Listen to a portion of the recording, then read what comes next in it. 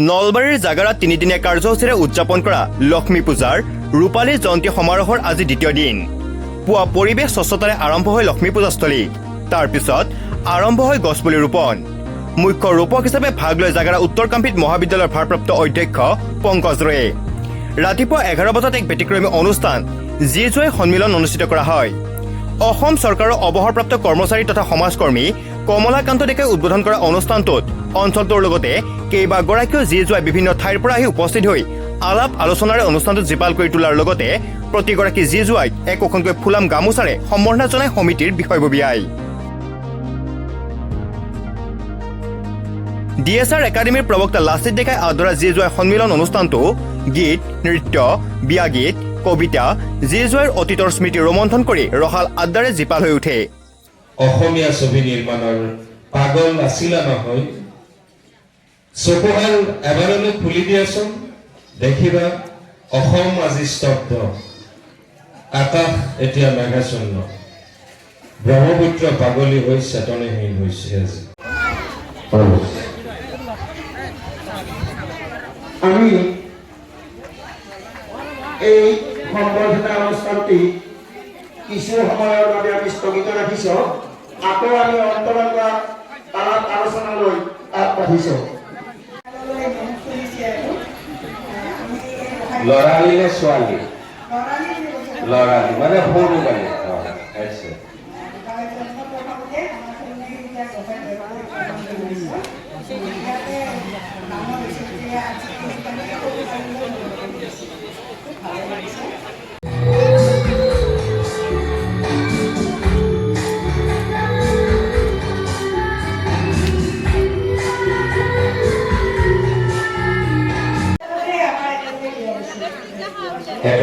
আপনাৰ কাছে চিন্তা লাগে না?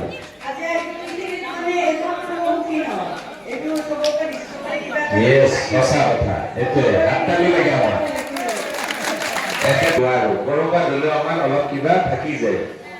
সঁচা কথা ক'ব লাগে দেই, সঁচা কথা ক'ব লাগে।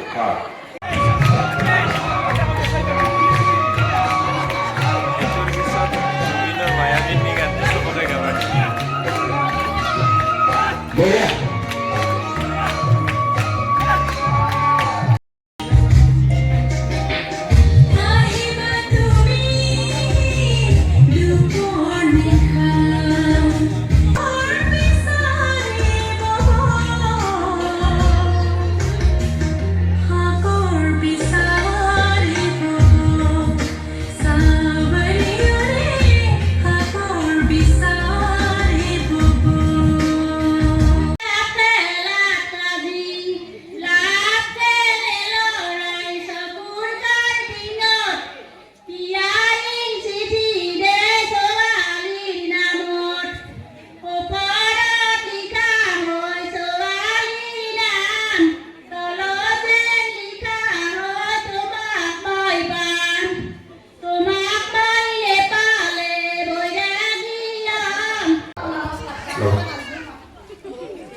কাই যাব বা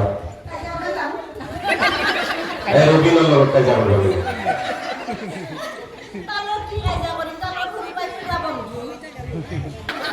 মানে মিস্টার কাই যা খেদি যাব লাগবো পেটে দুও কাই যাব লাগবো অ্যাক্টিং টু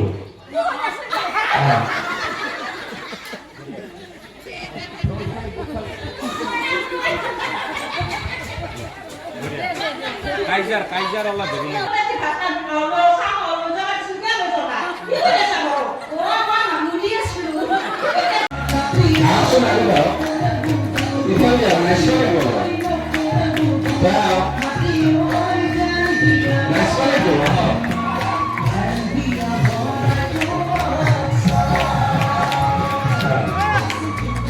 অনুষ্ঠানে জি জয় গতিকে জি জয়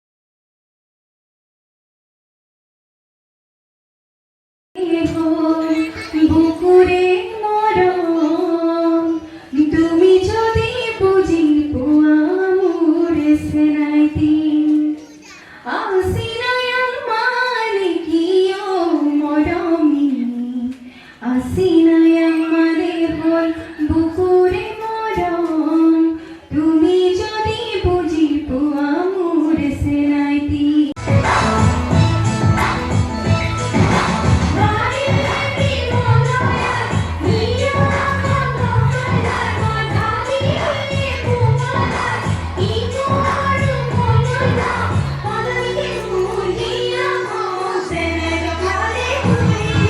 জি জুৱাই সন্মিলনত হাৰ্টথ্ৰব অসমবাসীৰ হিয়াৰ আমঠো জুবিন গাৰ্গক মায়াবিনী গীতেৰে সুঁৱৰি শ্ৰদ্ধা জনায় শ্ৰী শ্ৰী লক্ষ্মী পূজাৰ ৰূপালী জয়ন্তী সমাৰোহত সন্ধিয়া বন্তি প্ৰজ্বলনৰ মুখ্য প্ৰজ্বলক হিচাপে ভাগ ল'ব সাহিত্যিক পেঞ্চনাৰ সমাজসেৱক অশ্বিনী বেজবৰুৱাই নিশা পাৰ্থপ্ৰতিম তালুকদাৰ আৰু দীপেন কলিতাৰ দ্বাৰা নাগাৰা নাম প্ৰদৰ্শন কৰা হ'ব জাগাৰা গায়াপুৰা ছুপাৰ এই সন্ন্যাসীপিতা গোসাঁইঘৰৰ প্ৰাংগণত সন্মুখত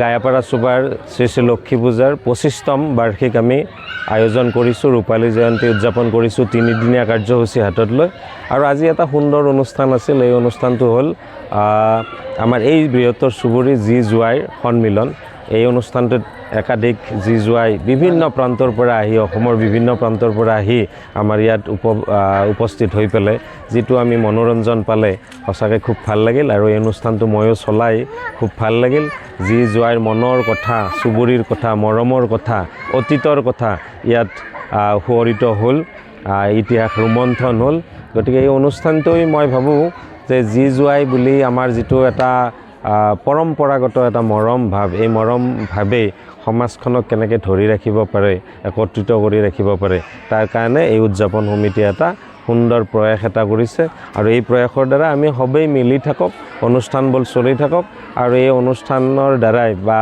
অসমৰ কৃষ্টি সংস্কৃতিৰ দ্বাৰাই আমাৰ মৰমৰ একাজৰি মজবুত হৈ থাকক তাৰ বাবে আমি আশাবাদী ধন্যবাদ news desk report news any 365